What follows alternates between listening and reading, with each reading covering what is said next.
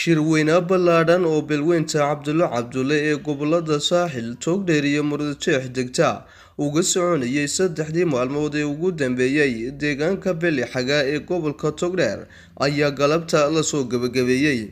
Shirkan oo ay ka soo qayb galeen salaadiinta, cuqaasha, siyaasiyiinta, aqoon-yahanka iyo waxgaradka beeshaasi ayaa jandihiisu waxa uu ahaa duco iyo soo xulista murashaxiinta golayaasha deegaanka ku matali doona beesha ee magaalada Berbera. Suldaan Cabdikariim Fariid, Chief Caaqil Sugaal Cabdullaahi Caajab, Caaqil Cabdi Siciid, Gudoomiyaha Guddida Dhaqanka ee beesha Saleebaan Cagacase iyo weliba Xildhibaan Siciid Cilmi Rooble oo halkaasi ka hadlay ayaa madasha ka duceeyay talooyin badanna ka soo jeediyay. anigu shirka waardii furaya waxa ay raacay shalayto ducadii bay ahayd quraankii bay waan akhrisay mawtulabiguna xalay qaadnay waana habeen bil khayr laba isku beeltay iyo habeen xalayto isku beelmay waa isku agaag ilaahay waxa uu leeyahay noo aqbal ducada ilaahay noo aqbal arrinka wanaagsan ilaahay noo aqbal inta horta markasta waa ku ducaysanaya aniga halkan markaan ay Sugaal Cabdullaahi Caajab dad baa iga eedeeyo yiri waxba u qorayo dad buu kala raacay war way sameeyay reerku saacad dawladda saacad reerku way sameeyay Cabdullaahi war way sameeyay shirkii ka horeeyay horta way la aqoonsadaa maalin walba inta shir ballaaran la sameeyo oo hanti ku baxo haddana ha dhowtaan shirkii hore la garan waayo horta waa qalad waxaan leeyahay dadku horta waa inay aqoonsadaan shirkii hore iyo ballamihii oola iyo wixii lagu ballamay wixii ka dhiman ee ka qabya ahaa ka hore ayuunba ila tahay kana إلا قبيلة تريو إلهو قلبك نوع عافي سياسة الله نوع عافي دين تإلهو نوع عافي وميدس راعدة ووضع صعوتة أنا هاي المبادئ إلهي نوع قدي ما أنت لبينا هو أما صدحينا لبينا بقى صباحي نشاء إنك يا عبد الرحمن هو صباحي ديك لما نرجع كصباحي كلها جديك كل ما نلا كل يبقى isagana ilaahay waxaan ka baryaa inuu ilaahay soo saaro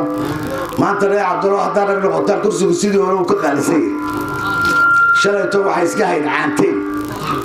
maanta kuraasti waa la yareeyay waxaanu ka dhignay golii deegaanka 13 Berbera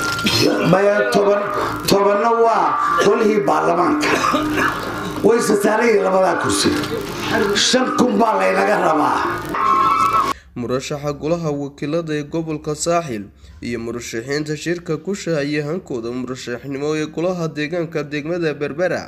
oo iyaguna halkaasi ka hadlay ayaa soo bandhigay wax badan oo beeshu u baahan tahay inay qabsato iyo waliba baahiyaadka ka jira deegaanada ay beeshu degto iyagoo qaarkoodna goobtaasi ay ku tanaasuleen. Geesta kale dhalinyarta aqoon-yahanka ee beesha ayaa iyaguna soo bandhigay talooyin muhiim u ah horumarka iyo hanaqaadka bulshada.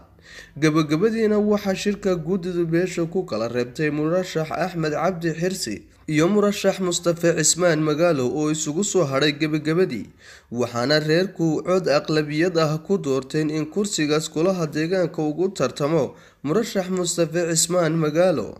kelmadihii tartankii codaynta ahaa ee guddidu ku kala reebeen labada murashax ee laga jeediyay oo ay kala jeediyeen gudoomiyaha guddida beesha Cabdulle iyo waliba murashaxa guuleystay ayaa waxay u dhignaayeen sida tan.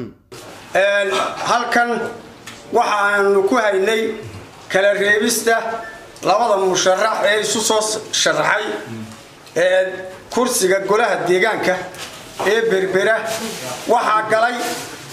37 xubnood macal gudoomiyahoodii oo guddida Cabdullaah labadiina markii ay tartameen ee cod one man vote ah ay ku tartameen oo ah guddida Cabdullaah waxa ay kala heleen waxa codkii helay majority sidii xeerka iyagu ahaa Mustafa Cismaan aw Cabdi waxa aanu halkan cod aqlabiyada ku helay kursiga golaha deegaanka ee Berbera Mustafa Cismaan أو عبدي سداس مقالو سداس بالوغانيا halka waxa la tartamay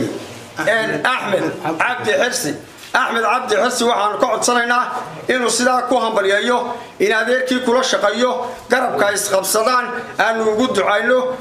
waxaan jecelahay inaan idin mahad celiyo guud ahaantiinba codka aqlabiyada leh aad ugu doorateen waa mas'uuliyad culus oo aad isharteen runtii waxaan aad doorateen inaan idinku hogaamiyo siyaasadda golaha deegaanka ee degmada Berbera runtiina waxa aad iga filaysaan iyo waxa aad iga rajaynaysaan iyo wax ka fara badan ba insha Allah taala waynu iga arki doontaan waynu guuleysan doonaa hadii Ilaahay ka dhigo qof la tuhmay ayay tala u taalaabay Soomaalida ku maamulay ka codsanaya oo kaliya inaad igu soo duceysaan mas'uuliyadaas inaan ku guuleysano halka aad ila doonaysaan inaan ku guuleysano oo hore uga socono inaad igu duceysaan ina garab istaagnaataan wali waayo wali waan idin baahanahay